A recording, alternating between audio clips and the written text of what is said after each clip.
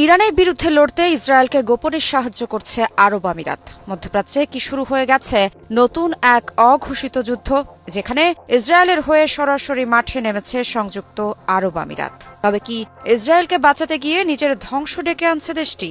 এ অবস্থায় সবথেকে বড় প্রশ্ন, শান্তির দেশ থেকে লিটল স্পার্টা কেন হঠাৎ আগ্রাসী হয়ে উঠল আরব আমিরাত?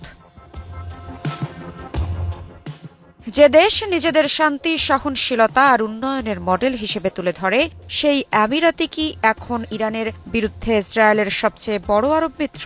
কেন হঠাৎ তেহরানের বেসামরিক অবকাঠামো টার্গেট করার অভিযোগ উঠল আবুধাবির বিরুদ্ধে?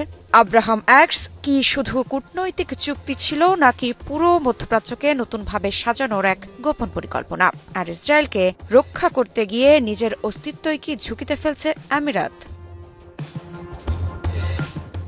মধ্যপ্রাচ্যের ভূরাজনীতিতে এখন সবচেয়ে বড় প্রশ্ন একটা, ইসরায়েলের হয়ে কেন ইরানে হামলা চালালো আমিরাত? মধ্যপ্রাচ্যের রাজনীতিতে সংযুক্ত আরব আমিরাতকে এতদিন দেখা হতো আধুনিকতা, ব্যবসা ও কূটনৈতিক ভারসাম্যের প্রতীক হিসেবে, কিন্তু সাম্প্রতিক ঘটনা প্রবাহ সেই চিত্রকে প্রশ্নের মুখে দাঁড় করিয়েছে। বিভিন্ন বিশ্লেষণে অভিযোগ উঠেছে, আমিরাত এখন শুধু ইসরায়েলের কৌশলগত মিত্রই নয়, বরং ইরানের বিরুদ্ধে সক্রিয় অংশীদার।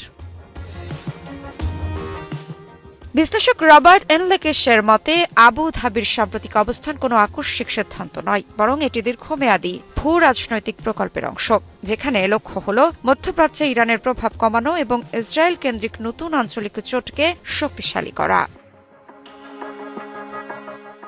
2020 সালে আব্রাহাম অ্যাক্টস এর মাধ্যমে ইসরায়েলের সঙ্গে সম্পর্ক স্বাভাবিক করে আমিরাত, কিন্তু এই চুক্তিকে শুধু কূটনৈতিক পদক্ষেপ হিসেবে দেখছেন না বিশ্লেষকরা। তাদের মতে, এই চুক্তির মাধ্যমে আমিরাত কার্যত ইসরায়েলকে আরব বিশ্বের ভেতরে কৌশলগত বৈধতা এনে দেয়। শুধু তাই নয়, সুদান ও মরক্কোর মতো দেশগুলোকেও একই পথে আনতে গুরুত্বপূর্ণ ভূমিকা রাখে আবুধাবি। এর ফলে মধ্যপ্রাচ্যে একটি নতুন ব্লক তৈরি হয়, যার মূল লক্ষ্য ইসরায়েল বিরোধী প্রতিরোধ শক্তিগুলোকে নিয়ন্ত্রণে রাখা। এদিকে অভিযোগ উঠেছে, আমিরাত প্রকাশ্যে নিরপেক্ষতার কথা বললেও বাস্তবে মার্কিন ইসরায়েলি সামরিক অভিযানের জন্য গুরুত্বপূর্ণ সহায়তা দিচ্ছে। অভিযোগ রয়েছে, ইরানের ওপর নজরদারিতে আমিরাতের মালিকানাধীন উইংলো 2 ড্রোন ব্যবহার করা হয়েছে। ইসরায়েলের সঙ্গে আকাশ প্রতিরক্ষা ব্যবস্থার সমন্বয় করা হয়েছে। ইরানের ক্ষেপণাস্ত্র ও ড্রোন হামলা প্রতিহত করতে তথ্য ও প্রযুক্তিগত সহায়তা দেওয়া হয়েছে। এমনকি আমিরাতের ভূখণ্ড আঞ্চলিক সামরিক অপারেশনের জন্য ব্যবহারের সুযোগও দেওয়া হয়েছে। যদিও এসব অভিযোগ আনুষ্ঠানিকভাবে স্বীকার করেনি আবুধাবি, তবে আঞ্চলিক পর্যবেক্ষকরা বলছেন, আমিরাত এখন আর নিরপেক্ষ দেশ নয়।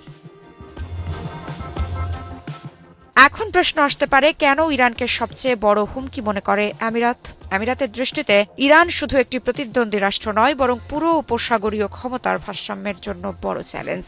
ইরানের সমর্থিত গোষ্ঠীগুলোর প্রভাব, লেবাননে হিজবুল্লাহ, ইয়েমেনে হুতি, ইরাকে শিয়া মিলিশিয়া, এসবকে নিজেদের নিরাপত্তার জন্য হুমকি হিসেবে দেখে আবুধাবি।